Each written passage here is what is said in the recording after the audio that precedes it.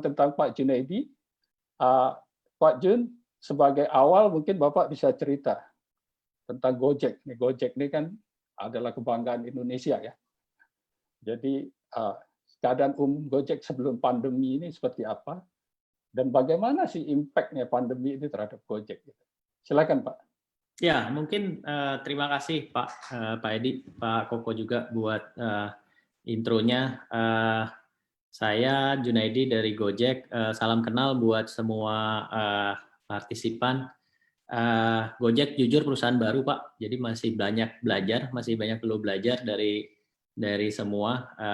Istilahnya kami juga masih anak seumur jagung, jadi masih banyak hal yang mesti kami pelajarin. Jujur memang pandemik ini sesuatu yang tidak pernah dibayangkan terjadi. Jadi ini yang menarik ya. Jadi kalau kita ngomong sebelum ada pandemi kita nggak pernah ngomong namanya BCP, Business Continuity Plan segala macam. Justru dengan pandemik ini berbagai hal keluar. Dari Gojek tentunya mungkin teman-teman juga tahu bahwa sejak PSBB GoRide tidak boleh lagi jalan karena memang untuk kesehatan kita semua. Jadi secara impact memang bagi kami impact-nya juga lumayan luar biasa besar karena bagaimanapun volume GoRide itu lumayan signifikan. Tapi bagi kami bukan kami yang kami takutkan, justru yang kami lebih worry adalah bagaimana kesejahteraan mitra. Mitra kami, gimana pun Gojek ini udah bukan jadi seperti perusahaan pribadi ya. Kami juga sebagai platform punya tanggung jawab sosial juga, gimana caranya kita bisa membantu mitra kami tetap survive, tetap bisa bertahan dalam kondisi yang sulit ini. Itu mungkin sebagai pengantar. Nah, yang saya sebenarnya mau sharing sedikit juga Pak adalah selain Gojek beradaptasi, tetapi juga mungkin bagaimana ekosistem Gojek beradaptasi. Karena gimana pun Gojek itu sebuah platform ya. Betul kita ada struktur organisasi, tapi struktur organisasi kami, bisnis model kami itu sebenarnya digovern dari the whole ecosystem itu sendiri yang melibatkan mitra, pengguna, dan juga UMKM yang kami bantu. Jadi kalau mereka bertahan, Gojek pasti bisa bertahan. Jadi yang menarik adalah gimana caranya kami mencoba mendrive the whole ecosystem untuk bisa bertahan dalam kondisi ini. Karena if we can drive the whole ecosystem, Gojek sendiri will survive. Kurang lebih nyambungnya begitu. Nah, saya ada beberapa slide sih yang bisa kasih sedikit gambaran lah apa yang kami lihat, apa yang kami pelajari selama ini dengan keseluruhan ekosistem kami yang mungkin again tujuannya lebih ke arah sharing. Justru saya pengen dapetin input, dapetin ide juga dari diskusi ini. Apalagi sih yang bisa dilakukan atau apa sih input-input yang perlu kita lakukan baik untuk Gojek ataupun kita semua sih dalam kondisi seperti saat ini. Kurang lebih gitu Pak Edi. Kalau diizinkan saya share beberapa slide. Silakan Pak.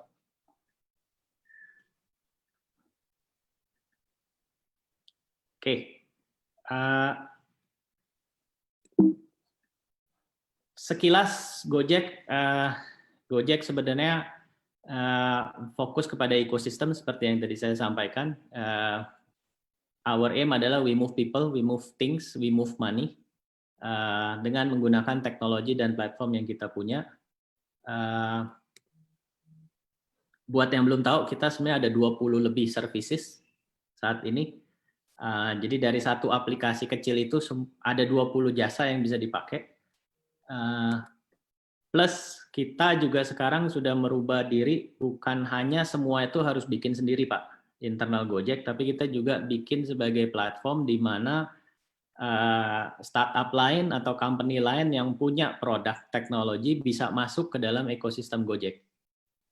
Jadi value kami adalah kita bawa traffic, kita enable payment, kita juga enable user acquisition. Jadi ini beberapa contoh, ada dengan pasar polis, ada dengan berbagai e-commerce, kita juga have a strong relationship dengan Kitabisa, Halodoc, dan macam-macam. Jadi it's not longer kita sendiri harus build, but we create open system buat third party untuk bisa masuk. Menarik. Oke. COVID, I think saya akan nggak banyak ngomong. Kita semua tahu. Ini contoh aja dari tim saya, gimana dia harus jagain anaknya sambil ngeliatin kerjaan. Tentunya kalau Zoom kita tahu, tapi ya sambil kerja sambil harus jaga anak untuk tetap pastikan bisa belajar. I think poin yang saya mau bawa di sini adalah perubahan ini bukan cuma ke orang dewasa, tapi sampai ke anak-anak, sampai ke umur sampai ke umur balita pun juga kena impact dari hal ini. Habit orang juga berubah. Ini saya ngambil dari McKinsey, riset yang dilakukan di Indonesia. Intinya yang hitamnya naik tinggi ini artinya ada penurunan pemanfaatan. Jadi contoh hotel pasti turun, tapi kalau kita ngomong groceries, basic stuff, snack ini naik. Makan di restoran definitely turun. Kita ngomongin jewelry, accessories turun, tapi household supply naik. Entertainment at home juga naik sesuai yang kita sudah alami ya.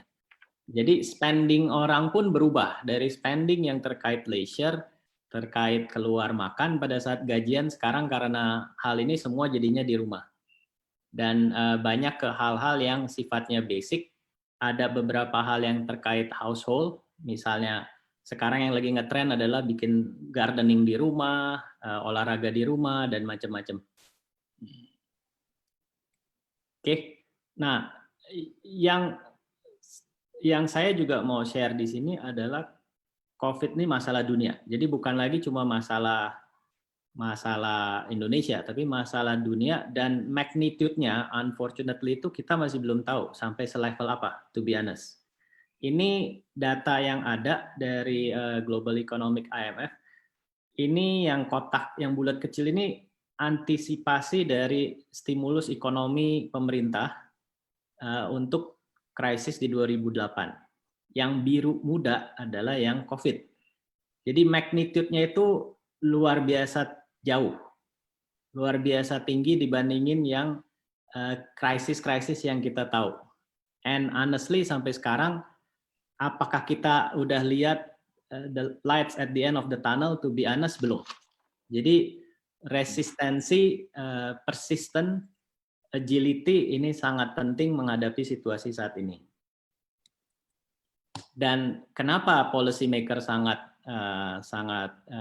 cautious? Karena kalau kita ngomong the whole crisis, especially related ke supply chain, impact-nya luar biasa tinggi.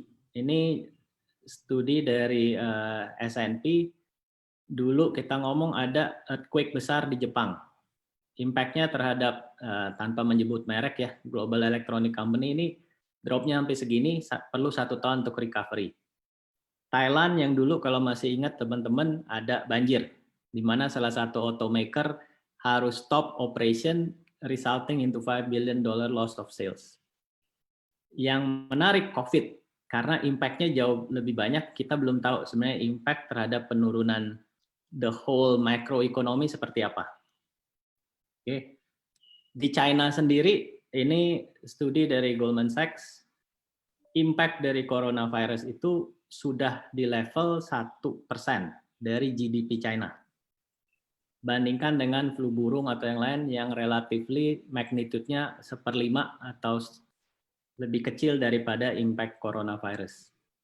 Jadi impact-nya luar biasa besar. Dan yang kita lihat adalah tantangan lebih besar lagi juga adalah mungkin ke UMKM atau businesses. Dari ekosistem Gojek yang selama ini kami lihat, selama ini kami membantuin lebih dari 500 juta UMKM di Indonesia.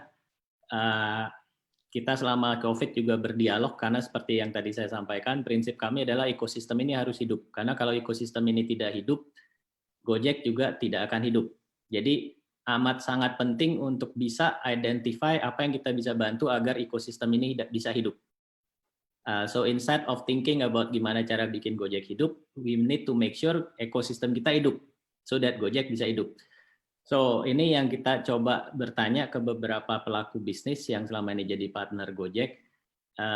Ada isu 5 yang paling besar menurut mereka adalah, 1, kalau dagang kita ngomong material shortage. Dan ini bisa disebabkan karena supplier dari partner kami punya masalah, baik dari segi financial, modalnya habis, atau secara operation juga dia nggak bisa support lagi. Atau untuk beberapa food merchant kami, isunya adalah longer lead time untuk pengadaan material. Jadi kalau sebelumnya pesan kemarin, hari ini bisa sampai gara-gara road closure, flight ban, segala macam, cross border nggak bisa masuk, lead time-nya lebih panjang. Jadi ini isu yang pertama. Isu yang kedua adalah yang pasti drop di demand. Kami membantu berbagai food restoran, sebagian dari mereka sangat rely sama offline traffic. Jadi sejak PSBB kejadian, offline completely from 80% bisnisnya bisa drop ke 0. Jadi they need to find a way. Oke. Di sisi lain kita juga lihat ada beberapa kategori merchant yang justru demand-nya increase sampai double. Jadi ada yang turun dari 100 ke 50 atau 40, ada yang dari 100 jadi 200. Ini sama problemnya. Karena gimana relying bahwa tetap bisa ada material, enough team untuk bisa handle increase in demand. Jadi demand volatility dengan tendensi drop itu masalah kedua. Masalah ketiga adalah human capital itu sendiri. Oke, bisa jadi karena safety reason, work from home situation, bisa juga karena harus di-manage secara remote. Jadi ini yang biasanya kita ketemu juga di partner kami yang relatif lebih besar karena harus mengimplementasi work from home, beberapa bertanya soal productivity. Jadi coba kita bayangkan sales team misalnya yang biasanya harus di lapangan tiap hari keliling, canvassing, gara-gara work from home, situasinya productivity juga pengaruh. Jadi juga ada isu ketiga adalah terkait human capital shortage. Keempat, isu yang memang juga sangat mengemuka adalah cash flow itu sendiri. Karena beberapa hal, pressure di top line, karena demand turun, tentunya top line juga turun. Pressure di bottom line karena fixed cost yang banyak, gimana caranya dengan volume yang turun. Yang ujung-ujungnya juga pressure di the whole working capital itu sendiri. Karena supplier juga ngalamin, karena customer juga juga mengalamin, jadi the whole working capital cycle-nya, cash conversion cycle-nya juga lebih panjang. Sehingga kalau mau maintain di sini tetap harus tambahan modal. Itu isu yang keempat. Isu yang kelima adalah dari semua itu bisa nggak kita plan persiapannya? Sayangnya planningnya juga sangat sulit karena kita tidak pernah tahu kapan ini akan habis.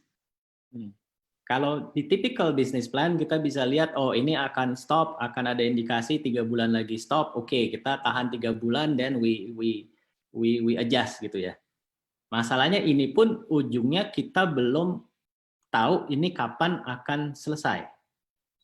Jadi ini yang 5 ini yang mungkin jujur kalau saya lihat bukan cuma masalah di partner kami, di ekosistem kami, mungkin juga berlaku di semua. To be honest, semua pasti saya melihat akan mengalami masalah ini. Di samping itu ada hal lain yang lebih sulit di-quantify yang tadi saya sampaikan, gimana caranya kita memastikan employee kita ini selama periode ini tetap engaged, culture yang kita mau build, khususnya terkait sebelum ini kita ada saya bicara dengan Pak Edi soal change management. Kebayang kalau perusahaan atau institusi lagi proses change management kena COVID nih, kena situasi ini, gimana caranya manage culture yang lagi dibentuk, prosesnya itu tetap continue. Kemudian dengan kondisi seperti ini, gimana caranya make sure collaboration secara digital tetap terjadi. Ketiga adalah ini mungkin yang belum terlalu raise issue untuk perusahaan non-tech, tapi perusahaan tech ini sesuatu yang jadi sangat kritikal adalah digital data security juga saat ini. Karena banyak sekali meeting segala macam tidak bisa di-share secara offline, semua lewat online. Jadi gimana make sure data security secara infrastruktur juga tetap terjaga. Kita juga tahu dulu Zoom, mungkin masih ingat ada berita Zoom di institusi pemerintah tiba-tiba ada yang masuk, tiba-tiba ada hal yang tidak diinginkan. All those things ini juga sesuatu yang mesti yang juga jadi challenges lain. Terakhir tentunya adalah gimana caranya tetap relevan di dalam kondisi sekarang. Kalau sebelumnya orang bisa lihat media above the line sambil macet-macet, lihat ada promo atau media-media lain. Sekarang itu completely nggak ada. Karena orang nggak keluar. Jadi gimana cara make sure brand awareness, apapun message yang kita mau tetap sampai. At the same time, kalau customer mau inquiry, juga gimana caranya biar tetap bisa dihandle. Jadi ini isu yang kami lihat, dan saya boleh bilang bukan cuma di ekosistem kami pun juga ngalamin, to be honest. Dan saya yakin banyak perusahaan semua yang lain juga mengalami hal yang sama. Nah, benang merah yang kami lihat selama 2 bulan terakhir ini adalah selama membantu ekosistem kami, seperti yang tadi saya bilang, ekosistem ini harus hidup agar Gojek bisa hidup. Jadi kami selalu melihat setiap tantangan itu berarti sebuah kesempatan, karena ini prinsip dasar dari Gojek. Dan di sini kami coba memberikan beberapa proposal solution, again, agar the whole ecosystem bisa tetap hidup. Beberapa yang kita lakukan juga dalam kondisi ini, yang pertama mungkin yang saya harap teman-teman juga banyak yang juga ngalamin ini, ketika pesan GoFood atau GoSend atau GoMart, kita udah introduce yang namanya contactless delivery. Jadi di dalam chat bisa diinfokan mau taruh di mana barangnya. Itu untuk menjaga safety dan hygiene. Yang kedua juga di GoFood kita juga mulai enable namanya ready to cook. Karena salah satu tren yang kita lihat adalah, wah kalau food delivery yang matang terus bosan juga. Saya ada waktu di rumah, bisa nggak saya masak? Jadi mulai kita juga tambahkan yang namanya ready to cook. Jadi bukan cuma yang ready to eat, tapi ready to cook juga kita tambahkan.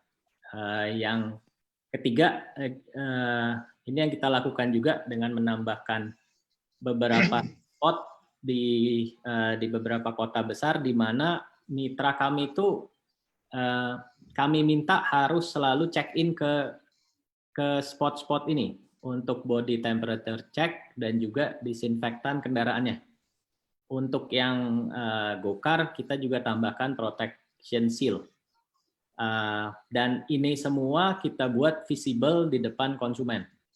Jadi kita ngorder, kita bisa langsung lihat apakah itu adalah driver yang sudah mengalami proses cek, kendaraannya sudah terdesinfektan atau enggak. Oke, itu setidaknya yang Gojek coba lakukan. Tetapi yang lebih menarik bagi saya adalah saya coba sharing apa yang terjadi di ekosistem kami. Ini mungkin sharing ya. Yang pertama tentunya kita lihat preferensi karena PSBB orang itu pindah dari offline ke online. Oke, implikasinya adalah buat pelaku industri, walaupun tidak ada namanya kata telat, ini yang mungkin nyambung ketiga mantra adalah mulailah untuk adopt digital commerce. Mulailah untuk belajar apa sih digital commerce. Sebagai contoh, saya coba bilang pasar tradisional aja udah mulai masuk ke digital commerce. Ini contoh yang kita partner kami, Kementerian Pertanian, dia buka toko tani. Ini juga available. Beberapa pasar di Jawa Tengah, di Palembang segala macam juga mulai mendaftarkan diri mereka biar bisa visible di GoShop. Jadi shifting ini yang pelaku industri juga harus tahu bahwa ya yang lama sudah tidak mungkin kalau kita rely. Jadi memaksa agar bisa adaptasi terhadap dan adopt terhadap new technology going to online. Kedua adalah online ini barriers to entry jujur kecil. Jadi banyak banget channel-channel marketing yang ada di dalam online. Kita ngomong Facebook, sosial media, Facebook, Instagram, TikTok sekarang. Orang tinggal download, tinggal lihat, nggak suka, delete. Barriers to entry untuk berbagai channel ini luar biasa kecil. Beda kalau mungkin zaman dulu, perusahaan mau nyari space, iklan, itu mesti berebutan, mesti tender, segala macam. Kalau ini semua bisa download, semua bisa masuk. Implikasinya apa? Implikasinya ya, harus mulai melihat bahwa semua channel apapun itu saya harus bisa masuk. Ini yang disebut namanya omni-channel itu. Sebagai contoh adalah ini contoh bisa di search di Instagram KFC Indonesia yang sebelumnya kita kenal. Nih harusnya saya nggak boleh sebut merek tapi KFC lah ya. Ayam goreng, merek ayam goreng. Ini kalau Instagram page-nya sekarang udah bukan cuma sekedar foto experience, tapi juga dan Instagram pun juga memahami ini, mereka mulai bikin yang namanya ability untuk order food.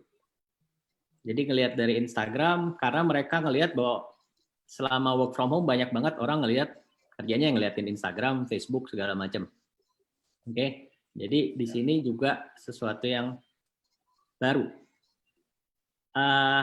Ini saya jujur agak-agak tidak mau share, tapi ya udahlah saya share. Contoh juga adalah salah satu partner food kami yang lumayan besar adalah salah satu toko kopi. Jadi selain dia tetap eksis di platform kami, menggunakan berbagai promotion tool yang ada, kondisi sekarang juga memaksa untuk mulai ekspansi ke channel-channel yang lain. Dan bagi kami ya ini kami selalu support juga agar ya ujungnya agar ekosistem ini bisa hidup. Oke, ketiga nih contoh yang lain adalah juga bagaimana yang kita lihat sekarang banyak food merchant yang besar, yang relatif besar juga, bahkan yang kecil juga karena bikin app sekarang relatif gampang, juga membuat app-nya sendiri untuk delivery. Tentunya kalau saya dari logistik pengennya delivery-nya pakai GoSend Pak, sekalian iklan dikit ya. Tapi tendensinya adalah bahwa udah nggak ada lagi namanya cuma satu channel. This is the way. Saat ini adalah semua potensial channel karena barriers to entry-nya kecil, you should explore and you should really optimize. Itu pelajaran yang kedua yang kami lihat.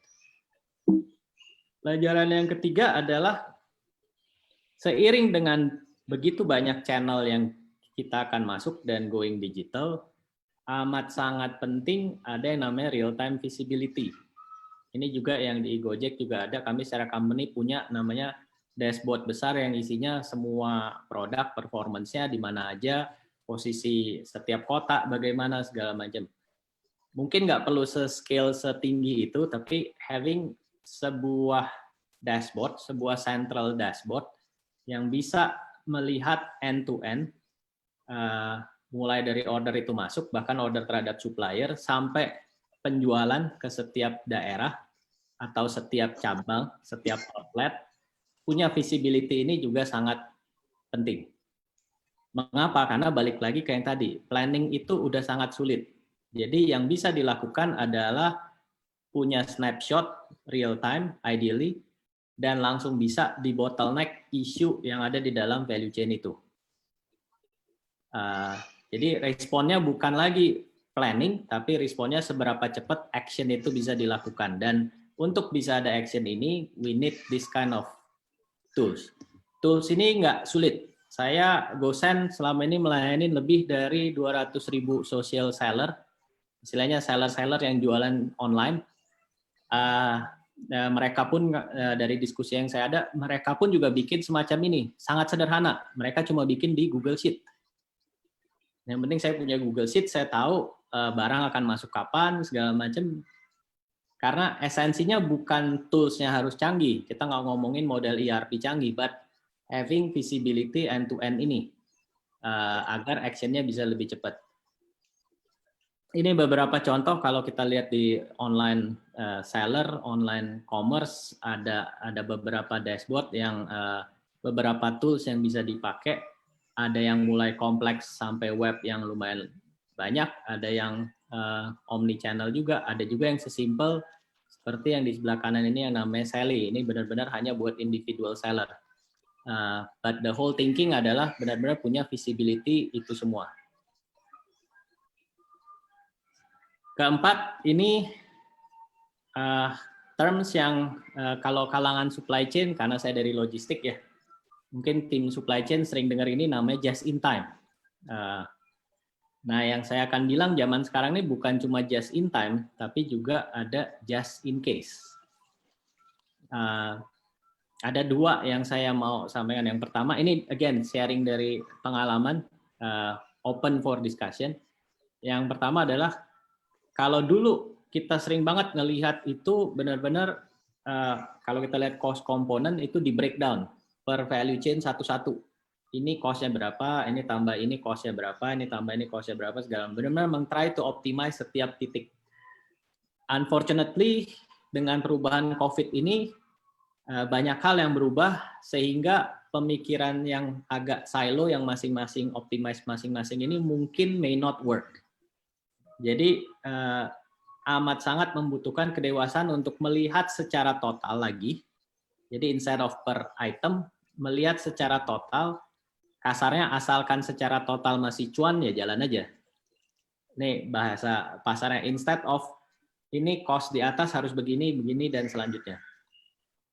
Yang kedua adalah ini terms baru yang namanya nearshoring. Nearshoring ini pada konsepnya adalah mendekatkan diri sebenarnya ke market, ke target segmen, ke pasar. Dan ujungnya adalah tujuannya adalah memotong rantai supply chain yang terlalu panjang. Kalau dulu karena kita bisa predict demand, supply chain yang relatively agak panjang masih bisa ke-handle, balik lagi karena we can forecast the demand. Dengan kondisi yang sekarang, key-nya adalah speed. Speed sampai kita dapat yang mungkin definisi new normal atau new terms yang baru. Di sini yang memindahkan entah sentra produksi atau toko lebih dekat ke customer, sehingga benar-benar fokus di daerah itu berapa banyak yang saya mesti simpen, stok, berapa banyak yang saya mesti produce, dan tujuannya habis, asalkan masih untung dan habis, that's it.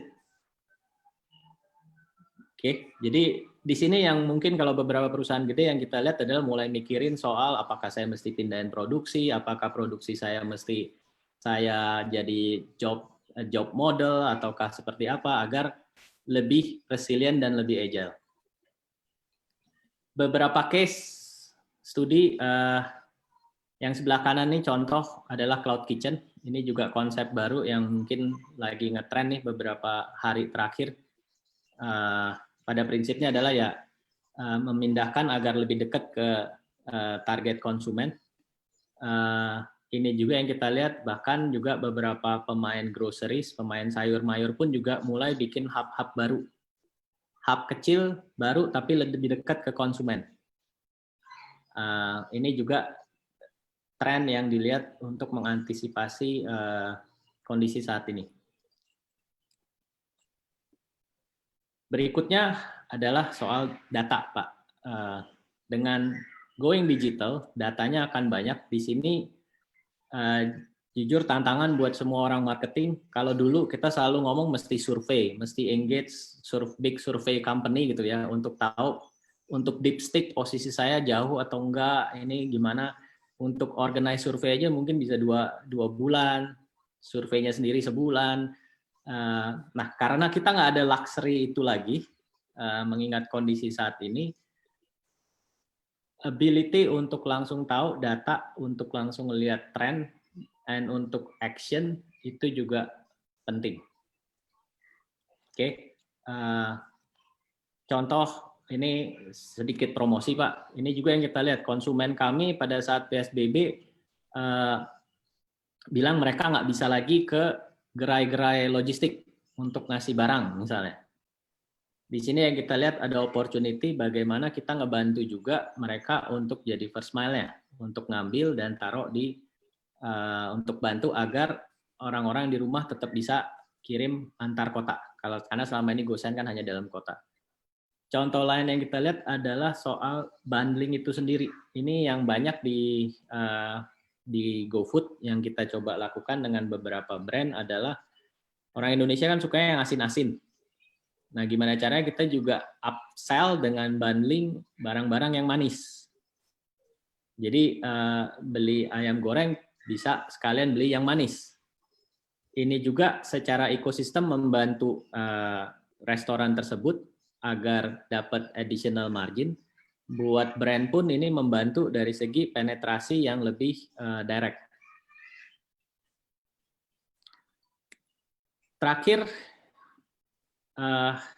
ini mungkin lebih ke arah, ini saya sebelum ini juga diskusi panjang dengan Pak Edi soal change management sendiri. Saya di tim saya banyak beberapa orang yang berpikir, tenang Pak, 2 bulan lagi dibuka, hidup will be seperti zaman dulu lagi. Kita akan bisa ngopi, balik lagi ke kantor, kayak nothing happen. I think we need to start realize that hidup udah nggak akan sama lagi. Jadi yang dulu pikiran kita bahwa ini cuma sebentar, nanti hilang, balik lagi ke normal, I don't think it will happen again. Oke, jadi ini juga tantangan kita semua bahwa the good old days sudah nggak ada lagi nih. So we need to start thinking a new model of working. Dan di sini yang salah satu yang learning yang mungkin saya bisa share di Gojek adalah ability untuk decentralize the team. Jadi masing-masing tim diberikan juga decision making capabilities dan diberikan kebebasan untuk mengatur cara kerja yang model terdistribusi saat ini. Ini sebagai contoh ada tim saya yang ada di India, ada tim saya yang ada di Sweden karena kebetulan dia Swedish, ada tim saya yang di Singapura segala macam. Gimana caranya kita tetap accountability-nya ada, tetap empower mereka dan tetap percaya bahwa walaupun time zone-nya beda-beda, mereka tetap akan melakukan tugas yang diberikan, target yang diberikan, tetap seproduktif mungkin. Dan ini yang jujur masih evolusi Pak, masih belajar dan saya jujur pengen belajar juga dari pengalaman mungkin teman-teman yang lain sebenarnya bagaimana manage ini. Terakhir titipan Pak, dari secara Gojek pun mungkin buat yang belum tahu, kita juga set up a foundation namanya Yayasan Anak Bangsa Bisa. Oke. Again, thinkingnya adalah kita perlu membantu rekan-rekan mitra kami. Makanya kita create foundation ini. Kita juga undang semua orang yang tertarik karena kami percaya dengan 2 juta mitra yang kita punya, kalau mereka bisa survive, misalnya yang kita lakukan nih, kita memberikan meal voucher. Meal voucher ini dipakai ke UMKM, restoran atau penyedia makanan atau groceries. Ini kan akan muter ya, uang ini, untuk tetap menjaga ekosistem ini bisa hidup. Jadi akan ada banyak berbagai program yang ada di Yayasan Anak Bangsa Bisa. Jadi kalau sekalian iklan, kalau ada dari partisipan ada yang tertarik, ingin tahu lebih banyak, nanti saya bisa share, tapi bisa kirim ke anakbangsabisa@gojek.com untuk berbagai pertanyaan terkait yayasan ini. Itu dari saya mungkin sharing Pak. Terakhir, pasti ada jalan Pak dalam menghadapi situasi saat ini.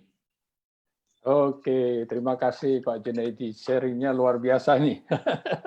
Jadi tadinya saya melihat bahwa, wah ini kayak apa ya, Gojek itu kalau seperti perusahaan lain kan kita real operation gitu ya, masih real thing yang dipikirkan gitu ya. Nah tapi kalau saya tadi lihat dari sharing dari Pak Junaidi tadi, kelihatannya bahwa bicaranya bagaimana menyelamatkan ekosistem ini. Ya. Jadi semua arahnya ke arah sana gitu ya. Jadi tidak, ya mungkin juga kalau company yang biasa yang standalone gitu company, mungkin corporate kita berpikir gimana kita menyelamatkan diri kan ya. Tapi ini dirinya udah lebar sekali. Dirinya Gojek itu bukan diri, tapi dirinya dalam satu ekosistem gitu. Ya, ini mungkin yang saya, oh ya luar biasa.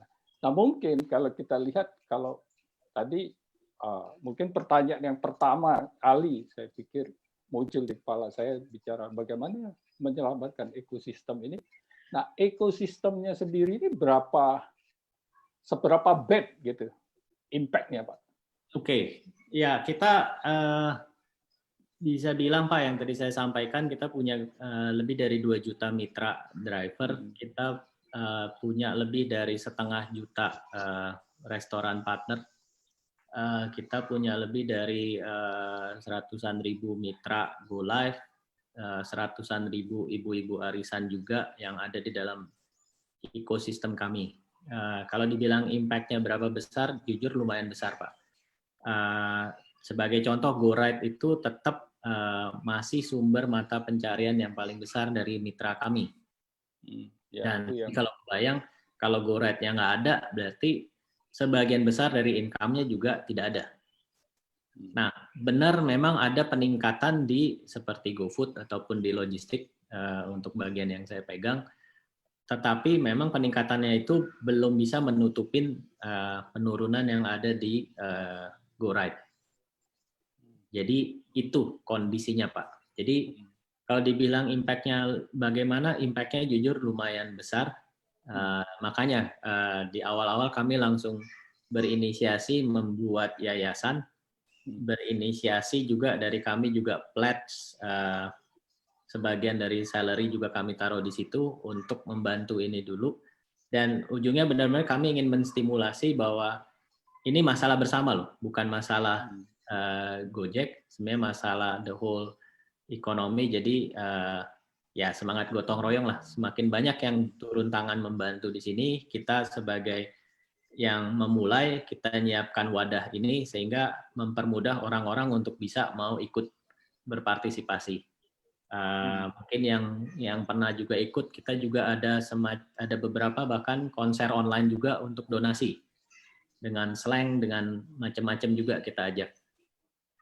Jadi sekalian nyari cara Pak, lagi di work from home ini kan orang butuh hiburan, kita bikin konser online, bagi para artis juga dia juga merasa menyumbang, kita dari segi teknologi kita bisa provide platform itu, kenapa enggak? Jadi idenya adalah bagaimana mengamankan ekosistem ini, tidak hanya tapi banyak juga tadi ya kerjasama dengan membuat ekosistem ini bisa collaboration ya, co-creation, yang lain juga bisa masuk.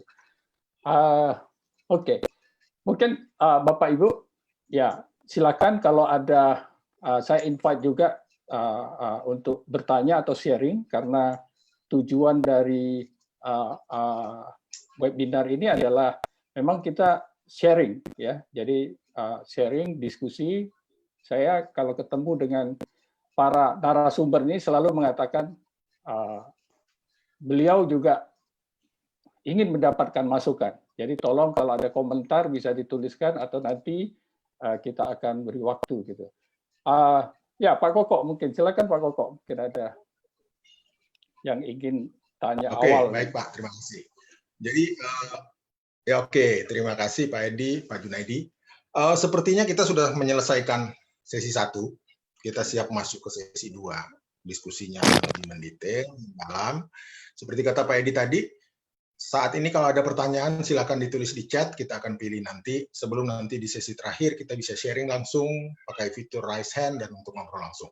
Saya akan membuka tahap 2 ini dengan satu pertanyaan.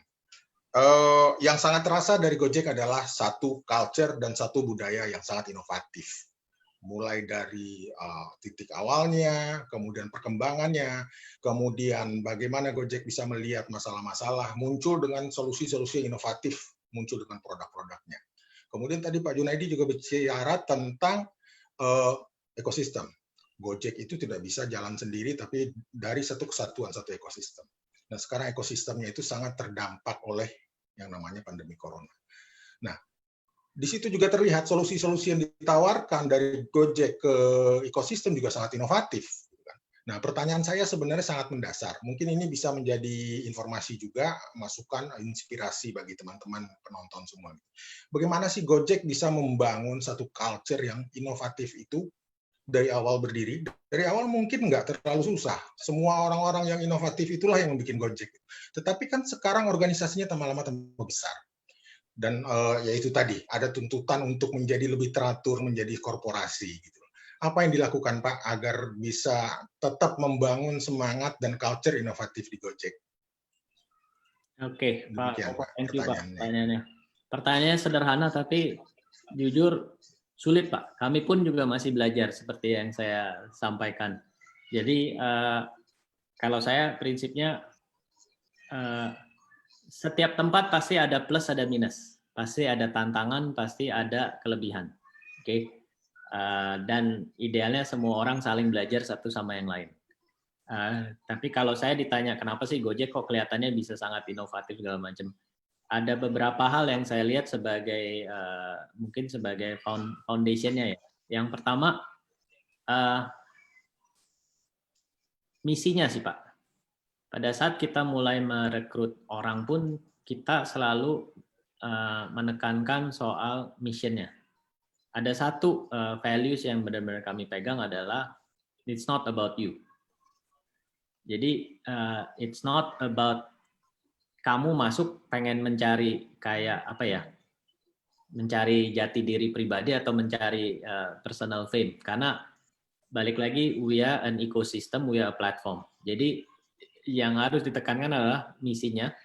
It's all about the whole ecosystem. Karena kalau ekosistem ini nggak hidup, ya kita semua percuma. Nggak akan mungkin kamu bisa menunjukkan diri kamu sebagai macam kalau ekosistem ini mati. Jadi itu yang itu satu yang mungkin agak mengawang-awang, tapi value ini yang bisa mengikat semuanya, khususnya dalam kondisi sulit. Oke, ketika kondisi sulit, kalau value-nya, corporate value-nya nggak kuat, semua itu lupa tujuannya saya ngapain di sini. Tapi dengan adanya tujuan satu value ini, saya di sini untuk membantu mitra-mitra kita semua. Dengan menggunakan itu, walaupun nggak gampang ya Pak ya, mungkin banyak yang pikir pakai gitu aja gampang, enggak. Tapi dengan konsistensi bahwa we exist untuk help mereka, ini yang menyatukan berbagai pandangan untuk ke satu arah yang sama. Itu yang pertama. Jadi value-nya, dan mulai dari rekrutmen sampai masuk onboarding segala macam, memang kita coba pastikan value ini selalu ada dalam activities. Kedua, yang tadi saya sampaikan, empowerment. Jadi strukturnya juga dibikin ada namanya BU dengan tanggung jawab masing-masing. Seperti contoh saya ada BU logistik, ada kebebasan yang diberikan, tapi tentunya juga ada kontrol. Di mana di sini setiap tim bisa ada berkreasi dan eksperimen. Budaya lain yang di Gojek yang mungkin agak membedakan adalah we tolerate failure, control failure ya. Bukan yang cuma orang datang I just want to try, habis itu tanpa mikir, tanpa bikin business case, tapi control failure di mana kita tahu ketika kita bikin business case bisa jadi benar, bisa jadi enggak, tapi udah lewat proses yang benar-benar thinking dan kita tahu asumsi apa yang salah misalnya. And ability untuk langsung cepat stop atau continue. Again, bukan berarti tanpa kontrol, karena banyak orang yang berpikir budaya inovasi itu budaya yang bebasin aja orang masuk, saya mau bikin ini, mau bikin roket.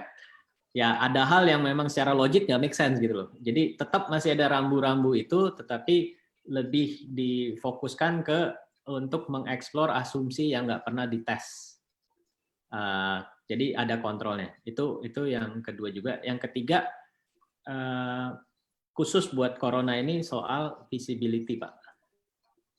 Constant communication dari top, dari Andre, dari Kevin selaku co-CEO, kita ada boleh dibilang regular town hall digital di mana semua karyawan bisa masuk, bisa lihat, untuk selalu menginformasikan kondisi seperti apa.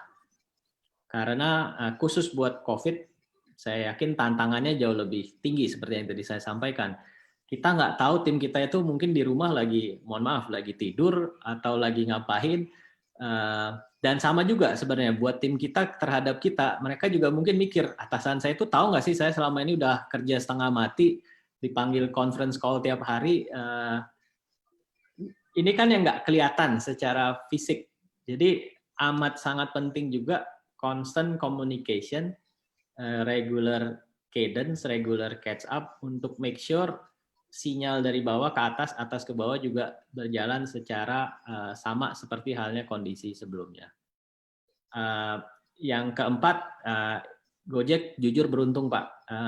Kami beruntung, kami bisa sebesar sekarang, walaupun masih belajar, dan tentunya dengan brand yang ada, dengan dukungan dari berbagai stakeholder, juga ada advantage buat kami untuk bisa attract talent-talent yang pas. Jadi saya nggak bilang itu nonsense, tapi itu ada sense-nya. Dengan being a well-known brand juga tentunya kita juga beruntung bisa attract talent-talent yang pas juga.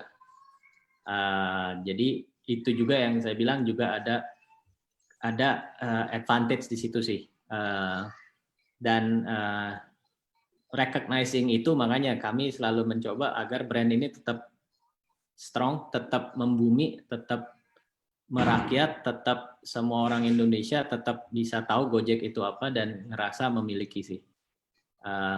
Di situ yang juga constantly we keep ensuring our brand still hidup lah. Kurang lebih 4 itu sih Pak Koko. Baik Pak Junaidi, terima kasih Pak. Jadi kombinasi dari beberapa faktor, kemudian kecerdasan untuk melihat berbagai macam peluang dan visibility tadi tampaknya merupakan salah satu kunci sukses dan hal yang penting untuk membangun culture inovatif tadi. Terima kasih. Mungkin ini bisa menjadi inspirasi bagi para peserta. Mungkin Pak Edi ada yang mau ditanyakan. Silakan Pak. Saya tertarik masuk lebih jauh nih Pak. Tadi slide nomor berapa Bapak mengatakan bahwa rata-rata impact dari pandemi ini kan yang slide yang kaitannya dengan apa yang dialami itu ada 5 itu Pak. Material shortage, kemudian demand-nya juga turun, kemudian human capital-nya, lalu cash flow issue. Mungkin Gojek as a company, entity mungkin nggak ada cash flow issue, tapi ekosistemnya ya planning issue gitu ya. Nah, kalau lalu di satu sisi adalah ada employee engagement, digital collaboration, data security sama brand awareness ini Pak. Kalau challenge yang paling besar di Gojek, kalau dari 4 ini employee dari berapa ini? Ada 9 ya. Dari 5 yang satu soft, yang satu nggak bisa diukur, Bapak mengatakan yang satu bisa terukur. Nah, yang paling berat yang mana nih Pak untuk Gojek? Kalau ini jujur Pak, agak sulit memberikan kayak weight ini yang lebih berat daripada yang lain. Karena seperti yang tadi saya sampaikan, sebenarnya itu nyambung semua. Mungkin yang bedanya adalah karena Gojek bukan perusahaan manufacturing atau trading, material itu yang relatively kami nggak terlalu terimpact. Again, because by structure kita adalah perusahaan jasa. Tapi kalau dibilang hubungan dengan 4 yang lain, sebenarnya semua nyambung Pak. Jadi kalau dibilang satu lebih tinggi dari yang lain, saya nggak ngelihat di situ. Tapi pertanyaannya adalah kita harus mulai dari tackling yang mana. Karena itu impact-nya akan nyambung semua. Contoh, tackling planning seperti yang saya bilang. Planning diperlukan agar tahu buffer run rate kita yang mesti disiapin berapa misalnya. Oke, run rate ini kan juga tergantung dari human productivity, segala macam yang tadi saya ngomong, demand bisa naik atau enggak. Karena itu nyambung semua Pak ya. Jadi sangat sulit untuk bilang masalah di demand. Karena masalah di demand, betul ada masalah yang tadi seperti saya sampaikan. Yang go rate turun lumayan signifikan, tentunya secara total demand juga terimpact. Cuma bagaimana kita nge-solve itu, balik lagi karena planningnya juga nggak bisa kita tahu kapan ini akan berakhir. Ya kita juga harus ngambil secara solusi juga agak holistik. Dalam artian akan banyak sangat yang kita lakukan di Gojek selama 2 bulan terakhir ini, jujur banyak eksperimen, Pak. Di mana planningnya itu bukan planning ke depan lagi, tetapi planningnya itu boleh dibilang mingguan. Oh, kita eksperimen kemarin begini, hasilnya begini, impact-nya kita simulate lagi, oke, impact ke depannya kalau seperti ini akan begini. Oke, coba kita lakukan cara lain minggu depan.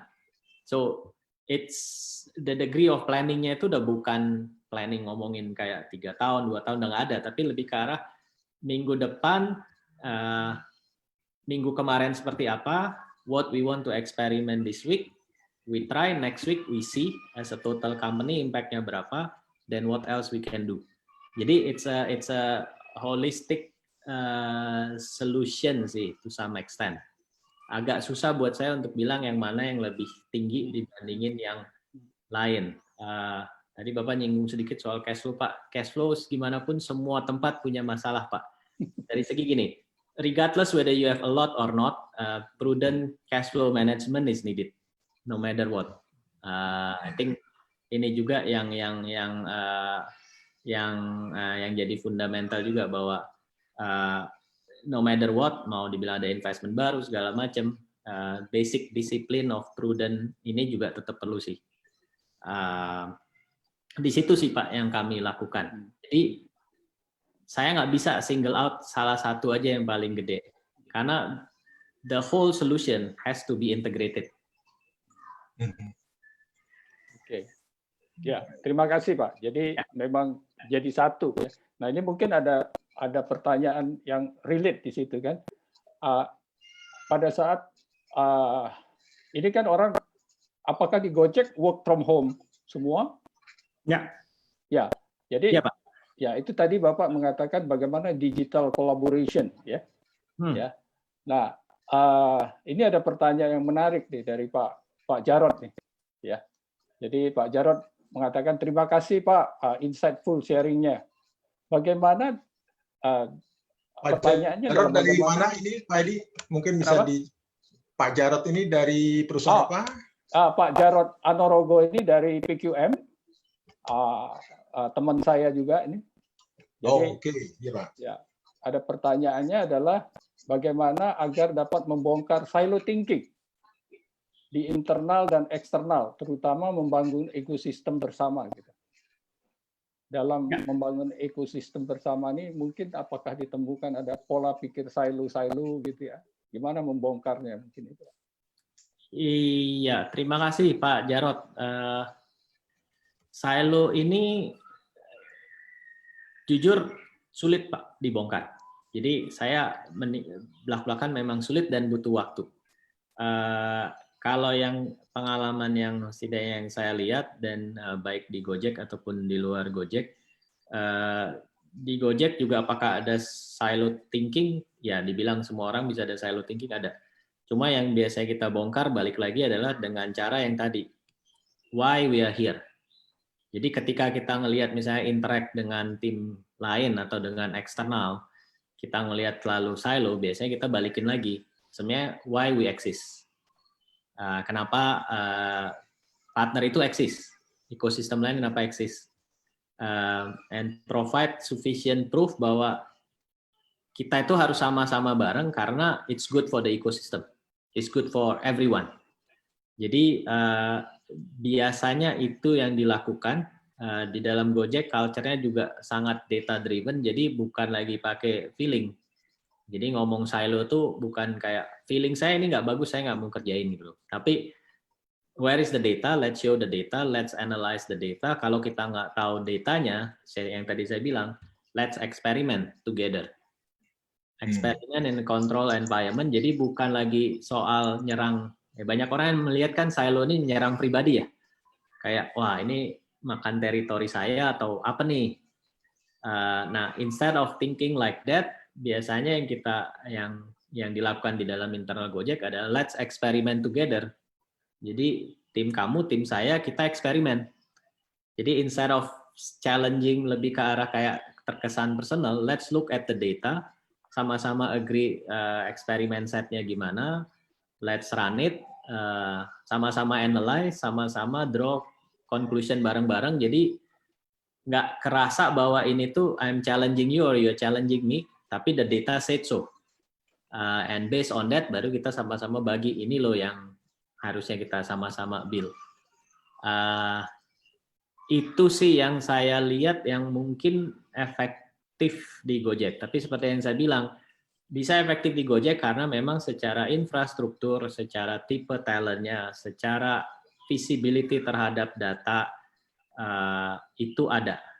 Makanya kita bisa lakukan eksperimen yang tadi. Nah, mungkin di tempat lain yang saya kurang paham case-nya Pak Jarod atau di tempat lain, enabler itu nggak ada di tempat. Ya, enabler bahwa data itu ada, luxury untuk bisa eksperimen itu ada, itu kan belum tentu ada. Tapi udah ada silo nih. Nah, di situ kan yang agak tricky tuh, gimana caranya mau pakai data susah, mau ngajak eksperimen susah, yang ada adalah udah memang ya kasarnya kingdom masing-masing. Nah, kalau ini gimana mau bongkarnya? Ya, jujur mungkin yang saya bisa tawarkan adalah agak setengah kombinasi top down sama bottom up ya. Artinya di situ peran leader dan peran corporate values itu akan nge-drive itu semua sih. Mungkin itu yang saya bisa jawab. Jadi di Gojek we are blessed dengan ability untuk experimentation culture data driven to enable us untuk ngebongkar namanya silo-silo yang tadi. Now, ini belum tentu case di company yang lain. Jadi, saya nggak mau dibilang langsung, ini bisa di-implement tempat lain, karena ada fundamentally, kita ada itu yang memungkinkan itu. Nah, mungkin buat company yang teman-teman yang lain yang nggak punya itu, ya ada beberapa, in the short time, mungkin short term perlu agak top down sedikit dengan values, while preparing that kind of culture sih. Mungkin itu yang saya boleh share. Oke. Jadi silo ini memang luar biasa untuk membongkarnya ya Pak ya. Jadi ya itu embedded. Tapi dilakukannya dengan tadi ya culture. Jadi dibangun culture data driven. Jadi kita nggak personal data driven. Kemudian kalau tadi Bapak mengatakan eksperimen culture Pak. Ya. Biasanya prosesnya kayak apa Pak? Kalau eksperimen culture katakanlah, terus adakah metode tertentu gitu bisa di? Sebenarnya metode yang dipakai sama sih Pak, sama dari segi gini, metode yang udah available di berbagai riset ya. Kita ngomongin A/B testing segala macam, ada kontrolnya, kita tes ini, periodenya gimana. Cuma mungkin yang agak membedakan di Gojek karena kami teknologi company. Jadi ketika kita nge-deploy eksperimen itu relatively lebih cepat. Contoh, misalnya kita debating apakah orang tuh perlu lebih pilih GoSend atau GoFood atau gimana. Misalnya ya, sesimpel itu ya. Nah, dengan platform yang kita punya, kita bisa coba blast ini namanya kontrol environment, kontrol customer-nya. Ini customer yang mirip, yang nggak jadi kontrol, we blast. Terus dengan real time data yang ada, kita analyze seminggu. Seminggu kita melihat polanya. Oke, kontrol gimana, yang non kontrol gimana. Oke, then based on that we create some insight. Jadi secara total proses sih, kalau nggak terlalu kompleks di Gojek, kita lumayan cepat. We can do experiment like within 1 week, 2 weeks, dah dapat hasilnya. Tapi kalau agak kompleks, agak yang biasanya menarik itu adalah habis itu biasanya ada turunan lagi tuh eksperimennya. Wah, kita mungkin mesti tweak begini. Nah, itu yang jadinya continuous terus. Tapi in principle ya, as I say, we are blessed as a technology company yang punya platform untuk enable that, including juga kayak ke employee engagement, employee survey, karena kebetulan talent dan culture-nya dibuild dengan teknologi, makanya employee-nya pun juga sangat melek teknologi. Jadi itu juga enable, misalnya internal survei juga bisa cepat untuk dapat respon, untuk dapetin hasil. Again, as I say, ini bukan berarti di tempat lain bisa langsung diimplement ya. It's just happen di Gojek we have those. Jadinya bisa lebih cepat. Di tempat lain mungkin butuh waktu lebih panjang. Tetapi yang saya pengen lempar adalah ya jangan takut untuk eksperimen. Key-nya yang tadi, asalkan kontrolnya jelas. Karena banyak orang mempersepsikan budaya inovasi, budaya milenial, artinya apapun yang mau dikerjain dikasih. Nah itu yang mungkin agak bahaya. Jadi tetap ada namanya rambu yang ini, tapi ada kebebasan.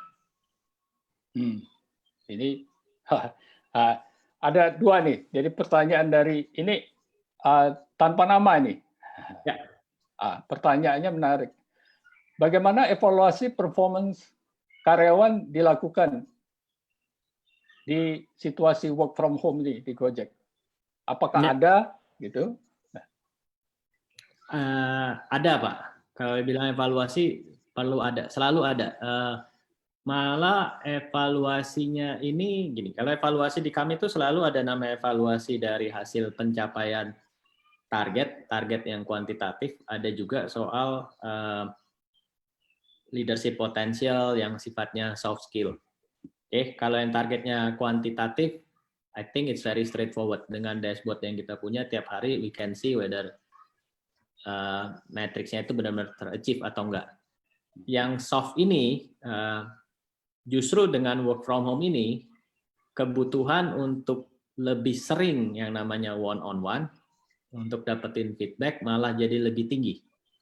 Makanya jujur banyak yang justru lebih stres nih ketika work from home dibandingin sama nggak work from home. Karena again untuk hal-hal yang soft ini seperti saya orangnya lumayan extrovert in the sense saya perlu selama ini dalam bekerja itu selalu banyak memerlukan interaksi dengan tim. Mau tim yang paling bawah, dengan mitra, dengan kurir, segala macam. Kondisi saat ini justru malah saya setengah mati, Pak. Karena saya nggak dapat sinyal. Karena human interaction-nya benar-benar nggak ada. Sinyal bahwa orang ini lagi kesulitan, orang ini lagi stres, orang ini lagi butuh input, butuh coaching. Nggak kelihatan sama sekali. Nah, justru makin tinggi kebutuhan untuk regular check up terhadap tim. Untuk dari situ baru bisa di-measure ini itu posisinya bagaimana. Nah,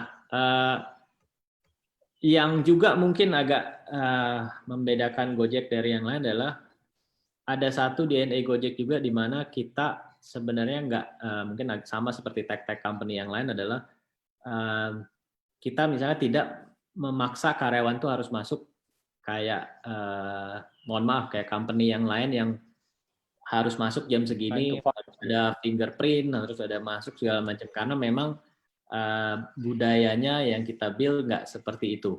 Jadi nyambung ke pertanyaan Bapak atau Ibu, karena budayanya memang kerja setengah remote selama ini artinya nggak ada paksaan harus di kantor. Relatively di dalam kondisi saat ini secara prinsip sudah terbiasa untuk tidak melihat dari kuantiti waktu yang diberikan. Sebagai contoh kalau di company lain yang saya manage juga yang sifatnya konvensional yang dilihat kan absennya bolong atau enggak. Kalau bolong berarti ini enggak kerja. Tidak indikator di sini enggak, di Gojek tidak dilihat dari situ. Tapi yang dilihat dari hasil quantify sama dari diskusi dan kita juga sebenarnya ada feedback. Saya nggak bilang 360 tapi mirip 360 sih. Dan ini dilakukan secara rutin. Jadi dari peers, dari bawahan, dari atasan itu juga memberikan feedback. Nah, yang menarik yang tadi saya bilang, work from home justru demand ini lebih sering dibandingkan sebelumnya. Jadi buat teman-teman yang bergerak di bidang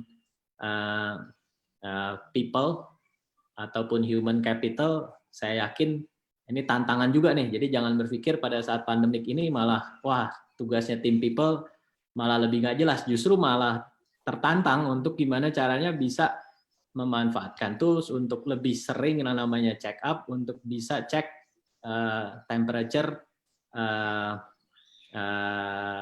human aspeknya. Iya. Mudah-mudahan menjawab buat Bapak atau Ibu yang saya Jadi tidak tahu namanya. ada regular feedback ya Pak ya. Jadi Betul. memang datanya juga sudah ada gitu ya. Dan Sebelum saya lempar ke Pak Koko, mungkin Pak Koko ada ingin ditanya? Oke, ya ini ada satu pertanyaan dari Pak Siok dari Garuda Food. Nah, Pak Siok ini pertanyaannya ada 3 nih Pak, tapi ini mungkin kita bisa rangkum saja. Jadi sebenarnya Pak Siok ini pengen tahu gitu ya. Sebenarnya situasi yang terjadi di logistik area di Gojek itu seperti apa? Gitu kan, Pak Siok di sini menyinggung beberapa hal tentang GoSend, GoShop, GoFood. Nah, mungkin Pak Junaidi bisa bercerita apa yang terjadi selama pandemi ini. Tapi yang menarik pertanyaan kedua dari Pak Siok ini, setelah masuknya Facebook, bakalan produk apa yang ke-21 muncul dari Gojek, mengingat saat ini baru 20. Itu Pak. Silakan Pak, berbicara soal logistik dulu, dan sesudah itu kita bahas Facebook ini Pak. Ya, logistik seperti yang tadi saya sampaikan di dalam Gojek, dengan adanya PSBB, mengangkut orang di kendaraan roda 2 definitely dilarang, sehingga di situ yang kita lihat penurunan. Yang ada adalah tentunya adanya penaikan untuk yang namanya delivery barang dan makanan. Jadi beruntung juga kami masih bisa membantu mitra untuk tetap punya penghasilan dengan adanya GoSend. GoSend ini melayani bukan cuma e-commerce partner, jadi kita udah connect lebih dari 100 e-commerce partner. Sebenarnya GoSend juga membantu banyak yang namanya yang tadi saya bilang social seller, yang jualan kue kering, yang jualan kue ulang tahun, yang jualan hijab versi beda, yang jualan aksesoris. Ini juga kita membantu lebih dari 200-an ribu lah yang juga kita bantu lewat GoSend ini. Dan apa yang dibantu adalah ya sesimpel untuk memastikan barang itu diterima sama pembelinya secepat mungkin dan sereliable mungkin agar pembelinya juga jadi happy karena dia bisa dapetin barangnya dengan cepat. Meningkat nggak? Ya, meningkat Pak. Pesat atau enggak relatif ya. Ada beberapa angka yang saya nggak bisa sebut karena memang polisinya nggak boleh sebut angka yang spesifik Pak. Jadi mohon maaf. Tapi kalau dibilang ada peningkatan Pak. Peningkatannya juga lumayan karena memang kita bisa lihat demand-nya pun juga ada. Logistik secara keseluruhan sebenarnya turun Pak. Di Indonesia, logistik market secara total di Indonesia itu turun. Kenapa turun? Karena logistiknya ada beberapa segmen. GoSend itu melayani segmen yang saya bisa bilang C2C dalam kota, yang sifatnya instan, sifatnya lebih premium. Nah, kalau kita ngomongin total logistik market, masih ada logistik B2B. Dari pabrik ke gudang, dari gudang ke distributor, dari pabrik ke mall misalnya buat yang fashion related. Dan kita ketahui secara total ekonomi itu turun. Nah, B2B ini yang dapat hit lumayan tinggi untuk kebutuhan logistiknya. Dan itu yang kita lihat logistik B2B memang turun secara omset ya selama COVID ini. Jadi kalau di total penurunan di B2B dengan kenaikan di C2C ataupun B2C yang memang naik. Jadi yang naik itu adalah logistik ya ke rumah, home delivery ke individu, itu yang naik. Logistik dari bisnis ke bisnis ini turun.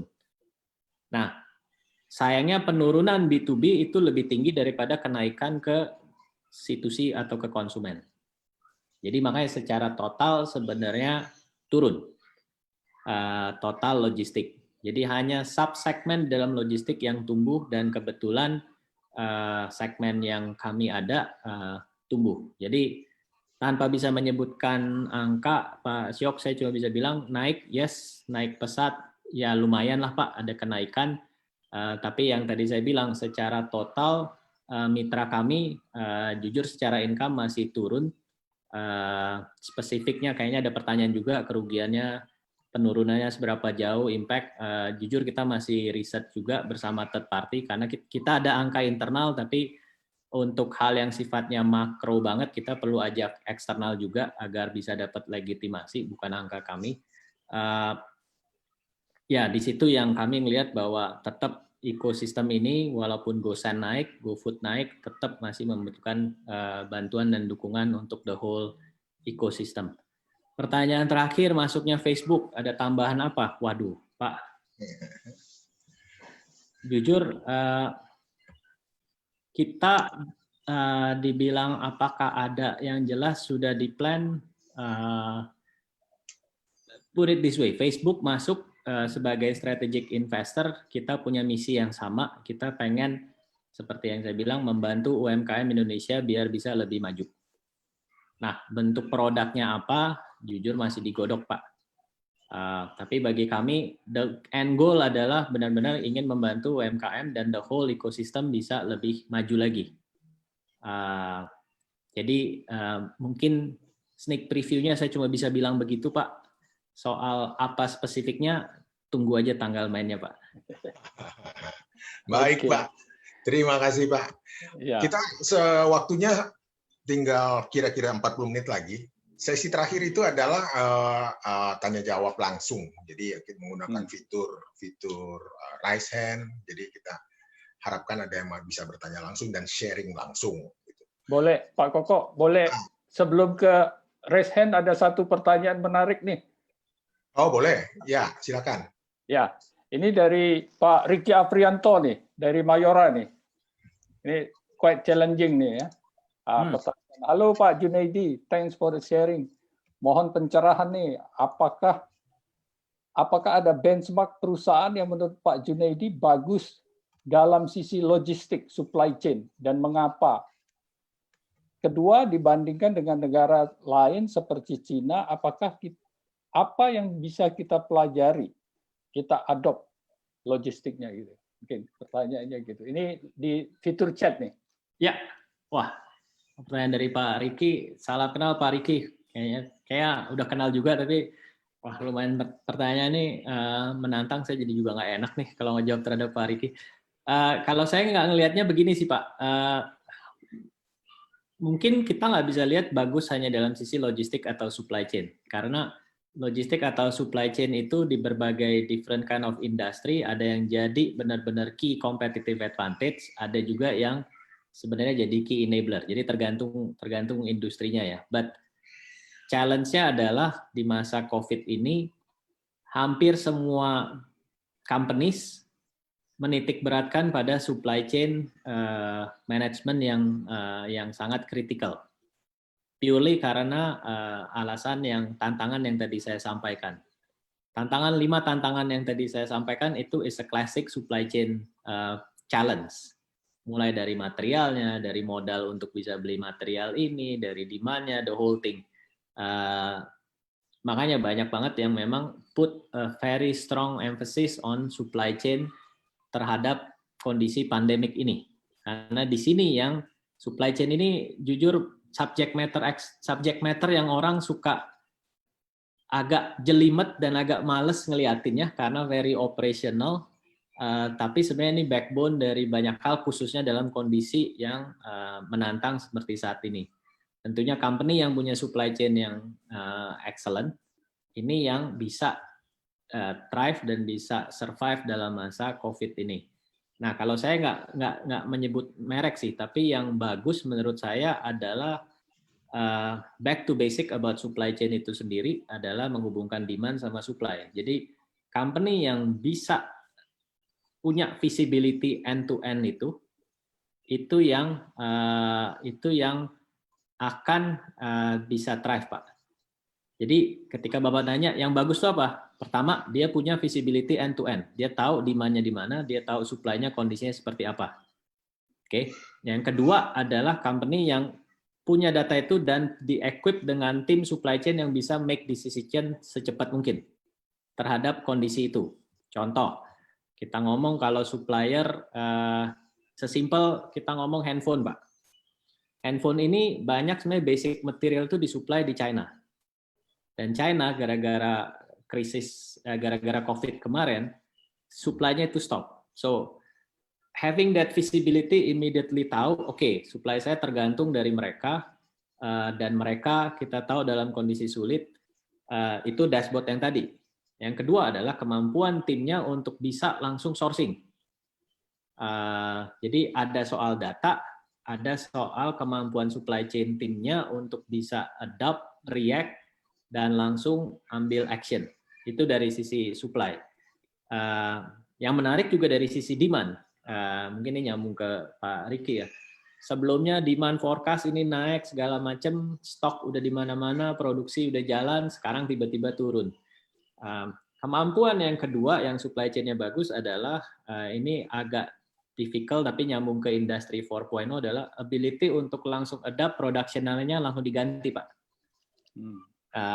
Ini yang kita lihat beberapa big company kosmetik turun karena work from home, banyak orang yang nggak perlu pakai kosmetik karena Zoom mukanya diganti, dihilang gitu kan, jadi nggak perlu pakai kosmetik. Cuma ada opportunity untuk ngeganti misalnya untuk produce hal yang lain yang lebih relevan. Kita juga lihat beberapa company ganti dari produksi parfum jadi sanitizer. Nah, jadi ada sisi supply, ada sisi kemampuan mengganti produksi secepat mungkin, se-agile mungkin.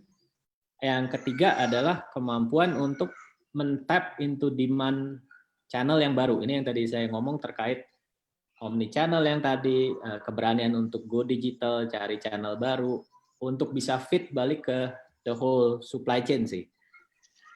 Yang terakhir tentunya adalah kemampuan mungkin related ke tim CFO-nya, tim finance-nya untuk bisa memanage modal untuk ini semua. Yang tadi saya sampaikan, point of view saya adalah ini harus dilihat secara total. Udah nggak bisa dilihat dari oke, saya budget buat procurement berapa, budget buat ini berapa, tapi harus dilihat secara total karena perubahannya kan di semua elemen ya. Gimana perubahan total ini impact-nya seperti apa. Jadi saya nggak bisa sebut nama company yang bagus, tapi company yang bisa punya visibility dashboard, supply yang lebih agile, production yang bisa berubah atau lebih pendek, kemampuan tap into demand, sama the whole working capital management, kurang lebih itu sih Pak yang saya lihat akan bisa kuat dalam kondisi saat ini. Dibandingkan dengan China, apa yang kita bisa pelajarin? Banyak hal sih Pak. Tapi frameworknya kurang lebih sama seperti yang tadi saya bilang. Frame-nya adalah 5 yang tadi. Banyak perusahaan China yang pasti yang kita tahu ketika masalah ini terjadi, langsung mereka switch semuanya bikin APD. Bikin macam-macam. Jadi kemampuan mereka di tengah untuk ganti produksi pun secepat itu. Kita tahu mereka bikin hospital secepat mungkin, segala macam. Jadi definitely they have this ability. Kemudian juga kita lihat switching mereka langsung ke jualan online. Kita lihat Alibaba, The JD juga growth-nya luar biasa karena infrastruktur yang udah dibuild dan company bisa switch masuk ke situ secepat mungkin untuk tetap bisa bertahan. Itu juga yang kita lihat di China. Dan yang menarik setelah mereka mengalami kurva menurun, kelebihan produksi ini langsung mereka jual kan, dan langsung readjust lagi. Jadi kalau saya bilang beberapa perusahaan di sana di China benar-benar mereka menerapkan agile supply chain yang tadi. Mereka bisa switch secepat mungkin dengan scale yang massive dan bisa switch back dengan scale yang massive juga. I think ini learning buat kita ya di Indonesia, gimana caranya sih adopt itu culture-nya, apakah benar kata orang top down banget, tapi tetap bisa melakukan itu secepat mungkin. Yang saya mau kasih mungkin beri tambahan adalah China unfortunately beda sama Indonesia. Indonesia agak tricky karena kepulauan ini. Dengan tingkat ekonomi yang antar kota ini berbeda satu sama lain. Ada yang UMK-nya lebih rendah segala macam. Jadi impact-nya itu juga sesuatu yang menarik. Nah, di Indonesia mungkin the supply chain-nya mesti nambah soal regional nuance, lebih distributed instead of lebih centralized. Yang di sini agility khususnya di production sama supplier lokal ini would be interesting. Karena kalau suppliernya terlalu banyak dari luar dan harus centralized, agility the whole supply chain-nya ini bisa impacted. Jadi mungkin kalau dari pendapat saya Pak Riki, pendapat pribadi saya di sini yang menarik di titik mana yang bisa sifatnya lokal yang tadi just in time, just in case, di titik mana yang memang secara prinsip nggak bisa, tapi gimana caranya bisa bikin the whole supply chain tetap bisa speed dan resiliennya tinggi sih. Oke, cukup panjang nih, cukup detail, cukup panjang. Oke, Pak Koko, silakan Pak Koko. Baik, terima kasih Pak. Banyak sekali insight-insight penting yang mungkin nanti bisa jadi kesimpulan kita dari penjelasan Pak Junaidi. Oke, bagaimana peserta? Sudah capek? Masih seger? Oke, kita akan mencoba di sesi 3 ini, kalau teman-teman ingin langsung bertanya, sudah dapat 1, kita langsung saja kalau gitu. Dari Pak Martin Budi Dharma, sebentar saya... Pak Martin Budi Dharma, sebentar. Saya akan Pak Martin.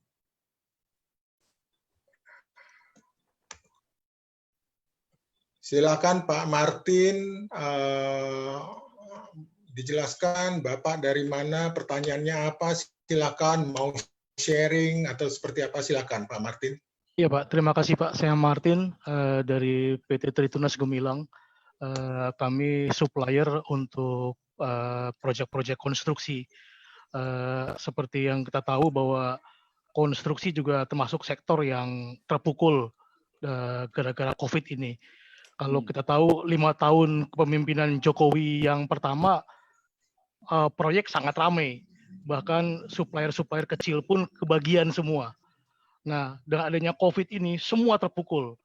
Dana semua dipotongi, proyek lambat, ada yang dipending, pemerintah menahan gerak, swasta juga sama, pending banyak. Nah, kira-kira masukan apa dari Pak Jun kepada kita-kita ini untuk bisa kira-kira seperti apa yang harus kita lakukan memodelisasi kerangka kerja kita ke depan, Pak. Makasih, Pak. Terima kasih Pak Martin. Wah, ini pertanyaannya ya, lumayan nih. Kalau dari perspektif saya Pak, pertama memang saya juga ingin sampaikan memang konstruksi sesuatu yang lumayan menantang dalam kondisi saat ini, karena boleh dibilang seperti yang tadi Pak Martin bilang, demand-nya tinggi sebelum COVID, tiba-tiba langsung drop lumayan jauh. Jadi lumayan kita nggak ngomong soal turunnya pelan-pelan, tapi ini turunnya bisa dibilang langsung dari atas langsung drop. Jadi memang lumayan sangat challenging. Nah, kalau perspektif saya yang saya bisa sampaikan adalah pertama mungkin Pak Martin mesti lihat dulu company ini sebenarnya paling kuatnya itu di mana sih di antara pemain-pemain lain di industri ini. Apakah kuatnya itu lebih ke arah misalnya pengadaan orang? Asumsi saya nih Pak ya, mungkin saya karena mesti belajar lebih banyak soal industri konstruksi, tapi apakah lebih ke arah pengadaan tenaga konstruksi, lebih cepat, lebih skillful atau bagaimana? Atau kemampuannya itu lebih ke arah misalnya pengadaan material konstruksi atau ke titik boleh saya bilang mendapatkan proyek. Jadi ini kan atau di sisi project management. Jadi pertama harus tahu dulu saya ini kuatnya di mana. Oke. Itu pertama. Yang ke nol mungkin adalah nol nih. Ini yang tadi pertama. Yang ke nol adalah pertama lihat dulu cash flow-nya gimana Pak. Mohon maaf saya just trying to be practical ya. Cash flow-nya gimana? berapa running rate-nya, berapa yang bisa ditahan. Ini having that visibility itu dulu yang tadi saya bilang, visibility terhadap semua yang saya punya, pendingan project yang mana, total cash flow berapa, ini sangat penting sebagai fundamental awal dulu nih. Ketika udah punya dashboard cockpit, oke, saya akan dapat segini atau enggak, atau probability nggak dapat, probability keluar 100% mesti keluarin begini, sisa yang ada berapa. Dari situ setidaknya bisa pause dan lihat, oke, saya bisa tahan berapa lama, mana yang saya mesti, ya mohon maaf, terpaksa harus lakukan dulu, mana yang jadi fokus, plus yang tadi baru berikutnya yang saya bilang, company ini kekuatannya ada di mana. Jadi sambil tetap hidup, sambil mencari celah opportunity. Oke, ada beberapa perusahaan yang memang background-nya sebelumnya konstruksi, beberapa yang kita lakukan di dunia logistik, ini di dunia logistik bukan GoScience spesifik, adalah sebagai contoh ya Pak ya, ada perusahaan konstruksi yang memang dia kuatnya adalah sebenarnya pengadaan orang. Jadi skill-nya adalah pengadaan, karena dia punya network, tenaga kerja di titik-titik lokasi proyek, karena entah networknya, entah kemampuannya. Di situ juga kita lihat bisa ngebantu di logistik, karena logistik itu juga dengan logistik B2C yang tadi saya bilang naik, juga memerlukan tenaga orang, kasarnya sebagai mitra atau sebagai, mohon maaf, sebagai outsource. Setidaknya itu satu cara juga untuk stay alive, still leveraging apa yang dipunyain. Cara yang lain yang saya lihat juga adalah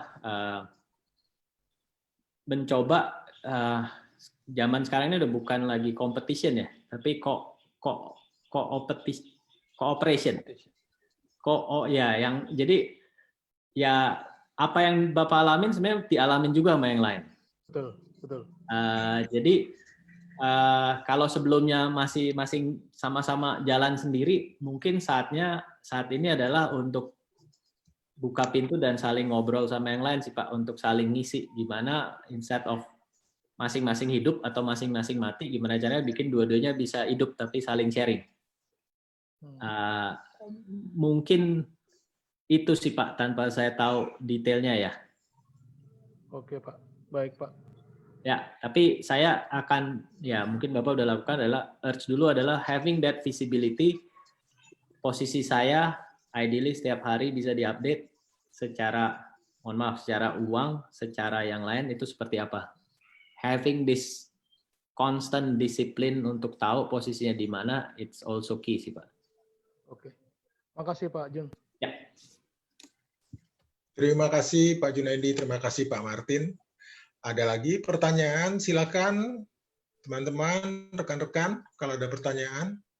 Saya juga mau menjawab ada beberapa pertanyaan. Apakah acara ini ada rekamannya?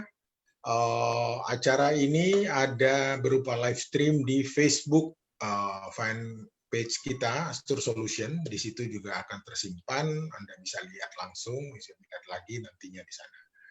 Oke, apakah ada pertanyaan?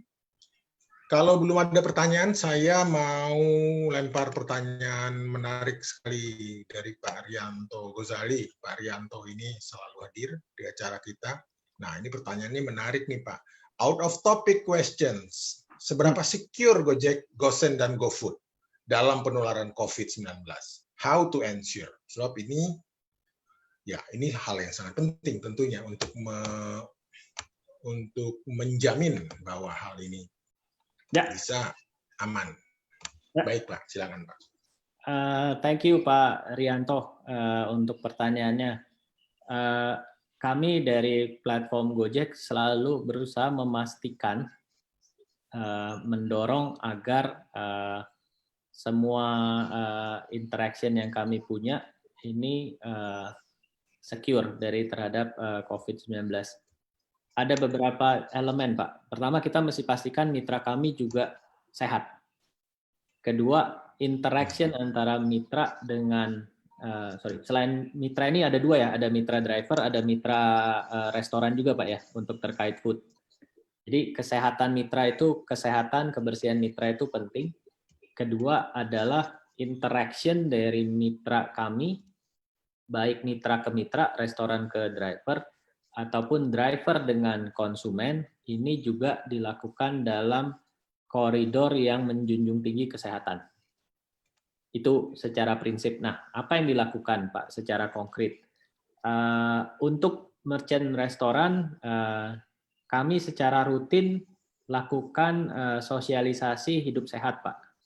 Kami juga secara rutin mengirim masker dan berbagai alat proteksi. Kami secara rutin juga melakukan audit terhadap kebersihan kesehatan. Kami videokan, kami juga ada database itu. Itu untuk merchant ya. Untuk driver sama seperti yang tadi saya sampaikan, kami siapkan titik-titik di mana driver ini dipaksa ya untuk mencek kesehatan mereka. Jadi secara temperature kendaraannya juga didisinfektan. Ketika saya bilang dipaksa, ini jadi bagian kasarnya kalau mereka mau dapat order, mereka harus ke titik ini untuk dicek. Kalau mereka nggak mau dapat order, ya udah silakan.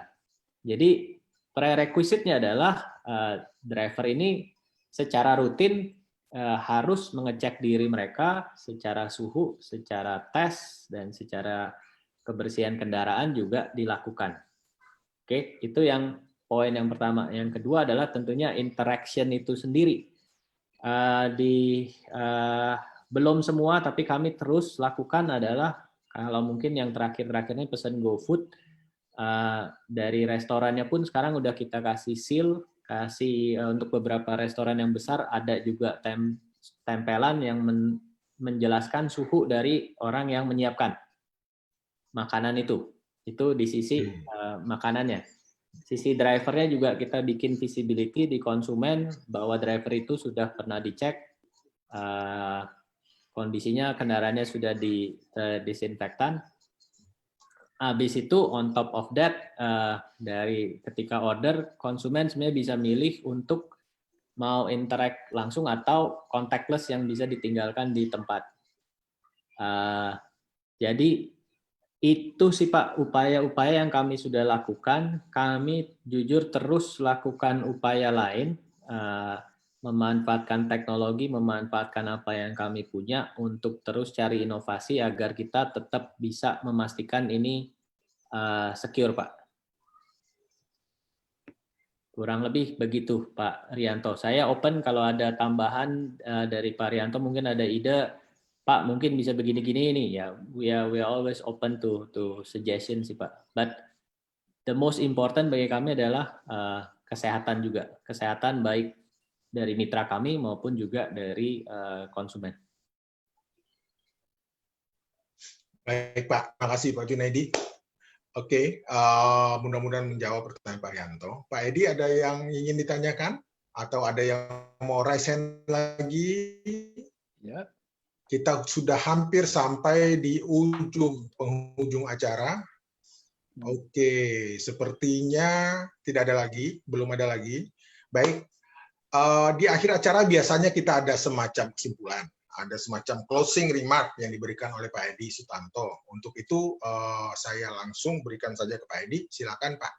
Ya, terima kasih Pak Koko. Jadi ya sebelum saya menyimpulkan gitu ya, which is banyak sekali ya insight-insightnya. Jadi sebelum ke sana mungkin kita minta juga Pak Junaidi untuk memberikan kira-kira tips atau closing remarks-nya apa nih untuk kita bisa menjadi aman dan produktif nih ya, bahkan kita bisa kompetitif juga ya, tidak hanya staying live ya, kalau bisa. Ya, kalau dari saya sih ada beberapa Pak Edi. Ini mungkin will be sounded like a broken record karena ngulang lagi. Cuma kalau yang saya lihat adalah kondisi ini kita jujur belum tahu ujungnya akan sampai mana. Jadi instead of wasting time mikirin ini akan akhirnya kapan, it's time to adapt, dan adapt terhadap kondisi saat ini. Karena kondisi yang real adalah ini. Kita nggak ngomongin kondisi theoretical nanti udah habis kayak gimana segala macam. So this is the real life. Jadi we need to adopt dengan kondisi sekarang, ya adapt untuk bisa improve. Dunia yang lama kemungkinan tidak akan sama lagi. Bahkan setelah COVID selesai pun kayaknya nggak mungkin balik ke dunia yang sama lagi dalam waktu dekat. Jadi itu juga sesuatu yang kita mesti nerimo lah, itu dunia kita sekarang seperti ini. Dengan begitu closingnya adalah ini masalah kita semua. It's not only kayak cuma di dia, cuma di saya, kok yang lain kayaknya nggak ada masalah, tapi sebenarnya ini masalah di semuanya. Dan untuk bisa ngatasin masalah global ini perlu kolaborasi dari semua pihak. Karena ini masalah dunia, bukan cuma masalah kita. Yang artinya semakin banyak orang berkolaborasi untuk nge-solve ini, semakin cepat mudah-mudahan masalah ini bisa terlewati. Dan terakhir, sesuai dengan semangat Gojek, dalam setiap masalah pasti ada jalan, Pak. Itu mungkin closing remark dari saya. Oke, luar biasa. Jadi kita harus ready. Terima kasih Pak Junaidi. Ya, oke. Jadi banyak sekali. Tentu bapak-bapak, ibu-ibu juga mendapatkan insight yang banyak sekali. Tapi kalau saya melihat bahwa apa yang saya dapat ya, jadi yang tadi mungkin saya kembali ke apa yang sudah disampaikan oleh Pak Junaidi tadi adalah mungkin ada 6 poin tadi ya. Jadi sebenarnya gimana going digital? Ya, digital. Jadi kayaknya digital itu bukan pilihan lagi ya. Jadi dengan beruntung bahwa Gojek lahir di situ ya, memang di situ. Nah, kemudian juga tadi omni channel. Jadi kita perlu selain dengan mengequip kita menjadi digital, kita juga bisa sebenarnya memberikan digital itu memberikan kesempatan kita untuk bereksperimen dengan omni channel karena itu bisa langsung dilakukan ya. Kemudian yang poin 3-nya saya mungkin mengulang ya, real time visibility karena itu harus dapat insight. Jadi kita nggak tahu future-nya seperti apa, tapi kita punya data, kita punya visibility tentang apa yang terjadi di kita gitu, sehingga dapat insight yang cepat, mungkin decision making di situ. Ada just in time, just in case yang saya pikir adalah memikirkan secara keseluruhan instead of sendiri. Jadi ada collaboration, segala mendekatkan diri dengan customer, data driven.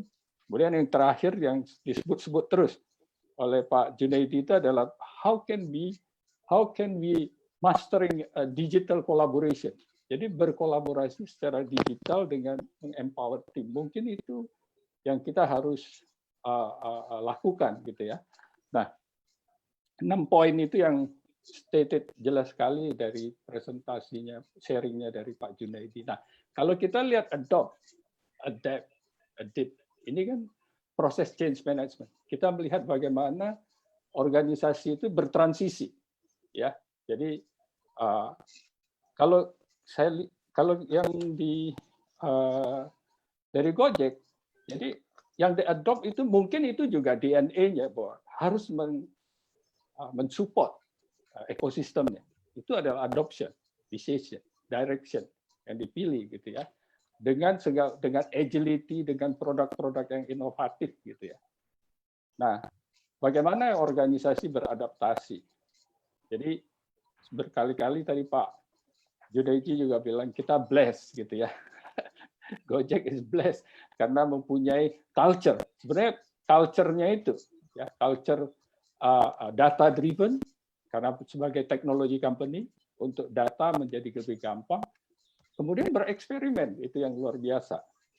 Ya, dan bereksperimen itu adalah banyak sekali, pasti banyak sekali skill yang harus dilakukan bagaimana kita bisa berkolaborasi lalu kita bisa katakanlah bereksperimen bersama ya, hilangkan silo-silo daripada kita ngomong personal, kita melalui eksperimen yang punya metode-metode yang ya sebenarnya metode yang sudah biasa juga, cuman kita consistently. Dan adapt-nya bagaimana mencapai adapt itu adalah proses bagaimana ada evaluasi ya, tadi juga disebut kita harus melakukan evaluasi, ada visibility, apa namanya, punya whole gambaran. Ya, di situ dikatakan real time visibility itu juga membuat kita cari feedback terus supaya kita bisa improve. Saya kira itu ya, bagaimana bertransisi ya dari tadi mengadop sesuatu yang katakanlah menyelamatkan ekosistem ya, lalu kita bagaimana eksperimen tuntutan-tuntutan untuk melakukan penyesuaian diri di situ, eksperimen, kemudian data driven, terakhir bagaimana kita selalu melakukan evaluasi. Saya kira itu, Pak, proses adapt, adapt-nya. Terima kasih. Baik. Kesempatannya. Terima kasih Pak Edi. Terima kasih Pak Junaidi, sangat inspiratif. Closing remark dari Pak Junaidi tadi, kalau menurut saya sangat memberi semangat buat kita di tengah ketidakpastian, di tengah kita belum tahu bakal seperti apa. Realitanya adalah yang ada di depan kita. Silahkan manfaatkan apa yang bisa kamu lakukan yang terbaik. Saya rasa ini sangat inspiratif, sangat memberi semangat buat kita di tengah situasi saat ini. Terima kasih banyak Pak Junaidi sudah partisipasi di acara ini. Semoga acara ini memberi banyak inspirasi dan pencerahan bagi para peserta. Sebelum menutup acara ini, saya ingin menyampaikan beberapa informasi. Yang pertama adalah peserta akan kami minta untuk bisa mengisi feedback untuk bahan bagi kami untuk memperbaiki diri. Nanti admin kita, Mas Ahmad, akan menyiapkan. Nah, nanti sesudahnya kita akan mengirimkan e-certificate buat para peserta yang sudah mengisi feedback tadi. Oke. Kemudian selanjutnya kami akan menyiapkan beberapa acara-acara baru bagi para teman-teman Astur. Yang paling dekat adalah ada yang namanya Astur Change Talk, satu acara ngobrol-ngobrol santai yang akan dibungkus dalam format transisi, transformasi, change management. Tamu kita minggu depan itu adalah Pak Vidi Roset. Kemudian kita juga sedang menyiapkan beberapa kuliah pendek change management. Bagi teman-teman yang tertarik, silakan kami akan menginformasikan tentang acara-acara ini. Baik, kira-kira apakah feedbacknya sudah bisa diisi, Mas Ahmad? Oke, silahkan teman-teman sambil acara ini berlangsung sampai nanti sudah selesai bisa diisi, kemudian nanti datanya akan kita dapat, kita akan mengirim kami sertifikat. Baik, terima kasih sekali lagi Pak Junaidi, terima kasih Pak Edi Sutanto, terima kasih buat para peserta. Dengan demikian acara ini kami tutup. Semoga kita tetap semangat dan bisa melewati hal ini dan terus berkembang. Terima kasih, selamat sore. Selamat sore. Terima kasih Pak Junaidi, Bapak Ibu semuanya. Sampai jumpa di lain kesempatan. Sama-sama, terima kasih semuanya. Terima kasih Pak.